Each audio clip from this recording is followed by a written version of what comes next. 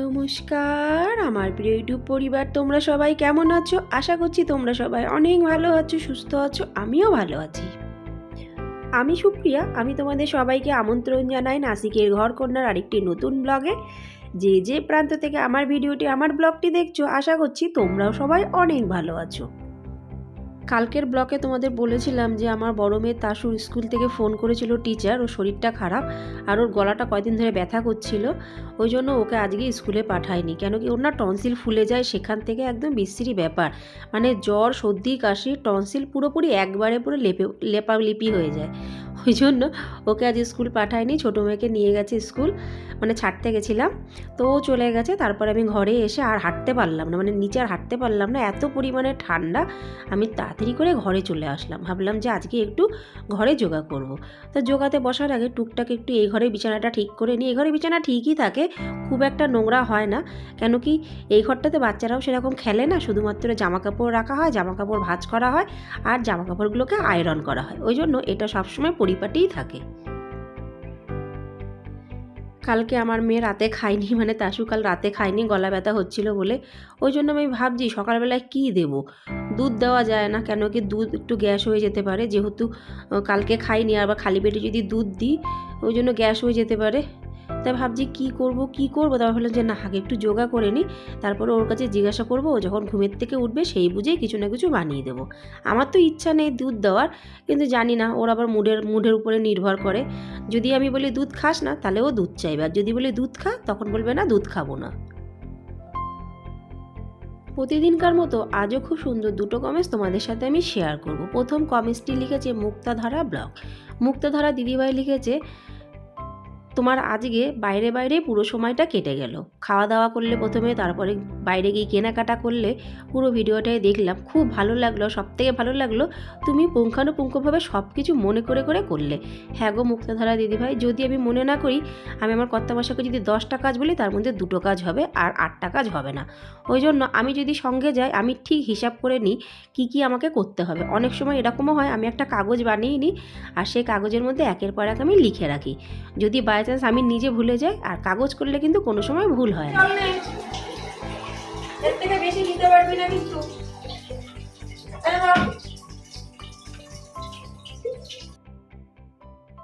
যথারীতি তাসুর ঘুম ভেঙে গেছে, উঠে পড়লো, গরম জল দিলাম, একটু গালগেল করবে গরম জলে, কিন্তু এ আবার নুন জল দিয়ে গালগেল করতে পারে না।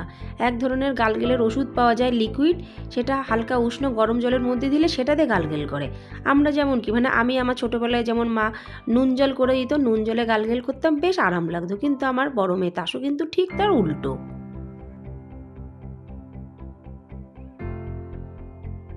তোমাদের আমি ভিডিওর প্রথমেই বললাম যে কালকে রাত্রিবেলায় ও খায়নি, আজকে একটু ভারী খাবার দেওয়ার আমার ইচ্ছা আছে, পোহা হোক কি একটা রুটি হোক। কিন্তু উঠেই বলছে মাম্মা দুধ আর ওটস খাবো।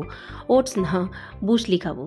তো আমি বললাম খাস না, কিন্তু বলছে না আমি ওই খাবো। ওই জন্য দুধটা একটু গরম করলাম, অল্প একটু দুধ নিচ্ছি আর তার সাথে দেবো অল্প একটু বুসলি। এই জিনিসটা আমার বড় মেয়ে পছন্দ করে, কিন্তু আমার ছোটো মেয়ে এই জিনিসটার ধারে পাশেও যায় না। ও প্রথম কথা দুধ পছন্দই করে না, যদিও দুধ খায় সন্ধ্যেবেলার দিকে খায়, সকালবেলা তো খাবেই না, বলে আমার বমি পায়, এটা বাস্তব। ওই জন্য আমার ছোটো মেয়েকে এখন আর সকালবেলায় আমি দুধ দিতে চাই না। আর বুসলি তো কোনো দিনও তিয়া, মানে আমার ছোটো মেয়ে মুখেই দেবে না, বলে ও আমি খাই না। আমার না মাঝে মাঝে হেভি রাগ হয় বন্ধুরা, দুইজনে যদি একই ধরনের জিনিস খেত তাহলে কিন্তু কোনো অসুবিধা হয় না, কিন্তু আমার ঘরে পুরো উল্টো। দুইজনের সকালের খাওয়া হোক, দুপুরের খাওয়া হোক আর রাতের খাওয়া হোক, বেশিরভাগ ক্ষেত্রেই আলাদা আলাদা।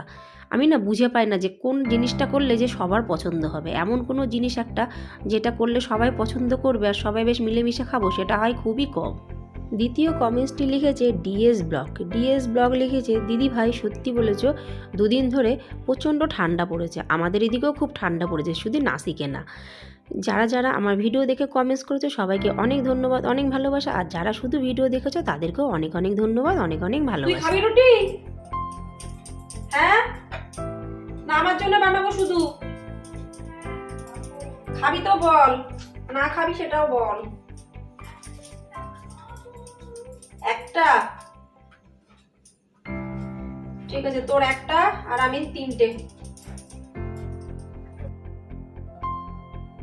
আমি তো প্রতিদিন রুটি খাই, রুটি খেতে ভালোই লাগে, দুপুরবেলায় বানাই আর দরকার পড়লে রাতেরটাও এখনই বানিয়ে রেখে দিই।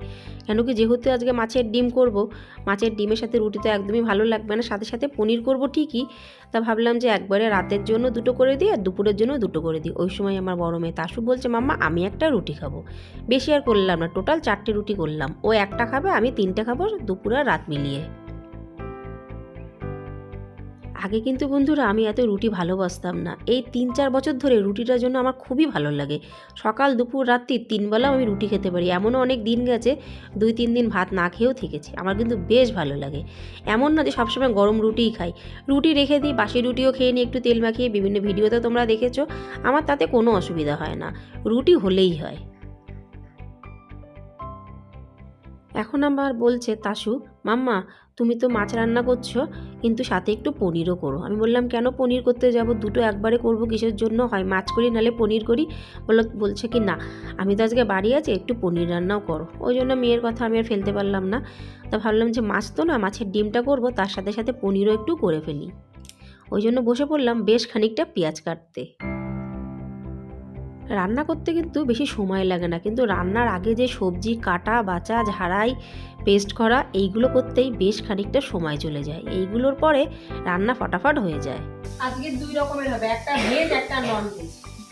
ভেজের মধ্যে হবে পনির রান্না, নন ভেজের মধ্যে হবে মাছের ডিমের যে বড়ি হয় সেই বড়ির ঝোল।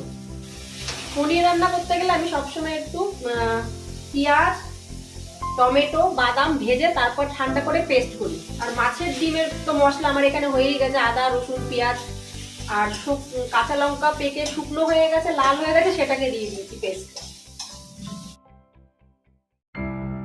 এই যে ভাজা মশলাটা করছি, এটা যদি আমরা নন ভেজও করি, মানে মাছ বলো মাংস বলো, সেটাও যদি আমরা এইভাবে মশলা ভেজে রান্না করে সেই পেস্টটা দিই, খেতেও কিন্তু বেশ ভালো লাগে।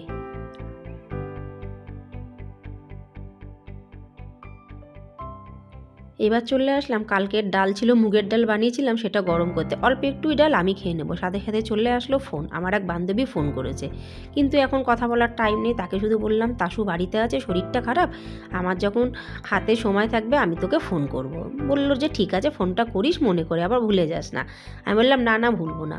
সত্যি মাঝে মাঝে না আমার খারাপ লাগে যে অনেক সময় বান্ধবীরা ফোন করে, সবসময় রিপ্লাই দিতে পারি না, আমি এমন কি ব্যস্ত, সত্যি আমি কি খুব ব্যস্ত? মাঝে মাঝে এই কোশ্চেনটা নিজেকেই নিজে করি, আমি বুঝে পাই না আমি কি আদেও ব্যস্ত, না আমি নিজে নিজে ব্যস্ত থাকার একটা মধ্যে থাকি, কি জানি কোনটা ঠিক আর কোনটা বেঠিক। এই দেখো এটা হলো আধা কিলো পনির, তো আধা কিলো পনির এটা ডিমার্ট থেকে নিয়ে গেছিলাম, 1 কিলো পনিরের প্যাকেট, তা আধা কিলো অলরেডি আগেই খাওয়া হয়ে গেছে, আর এই আধা কিলো বাকি আছে, কিন্তু আধা কিলো আজকে পুরো করব না, তাও ধরতে পারো 350-400 গ্রাম তো করবোই, কেন কি 2 বেলা খেতে গেলে তো একটু লাগবে, আর পনিরের আমি বেশি ঝোল ঝোল করবো না, কষা কষা।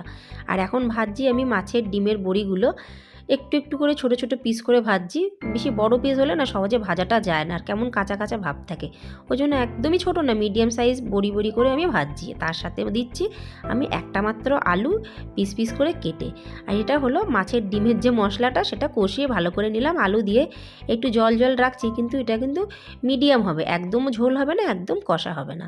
তার সাথে সাথে চুলার অন্য পাশে আমি দেখো যে পনিরটা রান্না করব, সেই পনিরের মশলাটাও কিন্তু কষিয়ে নিলাম, এখানেও কিন্তু একটু জল জল মনে হচ্ছে, তারপরে দিলাম পনির, সব কিছু দেওয়ার পরে একটু ফুটবে, তারপরে কিন্তু যখন হয়ে যাবে তখন কিন্তু এতটা পরিমাণে ঝোল ঝোল না ডিমের ঝোলে থাকবে না পনিরের ঝোলে থাকবে। তখন আমার খিদে পেয়ে গেছে, কি করব, আমার মেয়ে রোল খেয়ে অর্ধেকটা রোল রেখে দিয়েছে, সেটাই আমি এখন খেয়ে নিচ্ছি।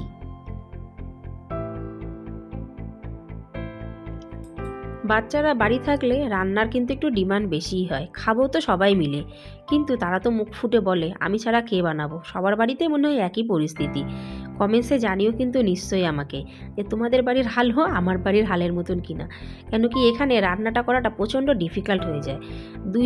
দুটো পদ রান্না করছি আমার 2 মেয়ের পছন্দের, ছোটো মেয়ে পছন্দ করবে পনিরের তরকারিটা, আর বড় মেয়ে পছন্দ করবে মাছের ডিমের তরকারিটা, মানে বুঝতেই পারছো সব কিছু বুঝে শুনে কিন্তু আমাকে করতে হয়। 2 রকমের মশলা বেঁচেছে, একটা কাঁচা মশলা একটা ভাজা মশলা, ছোট ছোট ডাব্বার মধ্যে করে ফ্রিজে রাখতে গেলাম, যেই ফ্রিজে রাখতে গেলাম দেখলাম কারেন্ট নেই। আমাদের বাড়িতে ইনভার্টার আছে, কিন্তু ইনভার্টারে ফ্রিজে কানেকশান নেই, ওই জন্য কারেন্টটা পুরো অফ। 2 দিকে দুটো রান্না হচ্ছে, ভেজ নন ভেজ দুটোই।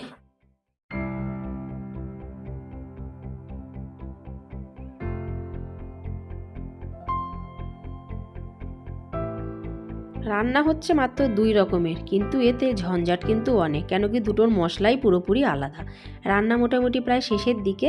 রান্নাটা কেমন হচ্ছে আমাকে কমেন্টসে জানিও। মুগের ডালটা তো কালকেই বানিয়েছিলাম, গরম করলাম। আর এই দেখো মাছের ডিমের যে কারি বানিয়েছি সেটা, আর পনির। একদমই কিন্তু কোনোটাতেই ঝোল নেই, সব কিন্তু মাখা মাখা হয়ে গেছে।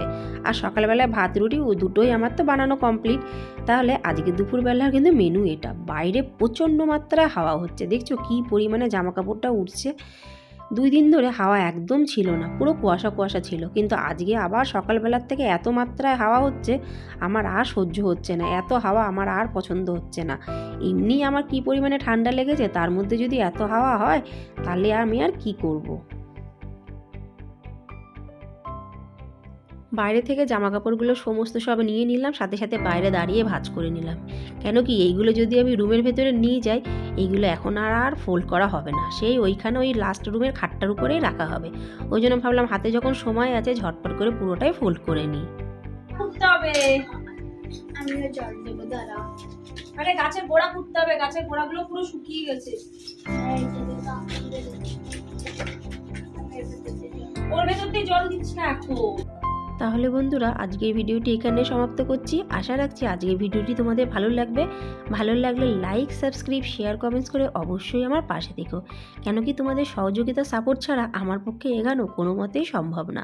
তাহলে আজ এই পর্যন্তই, আবার দেখাবে পরবর্তী ব্লগে। ততক্ষণের জন্য নমস্কার।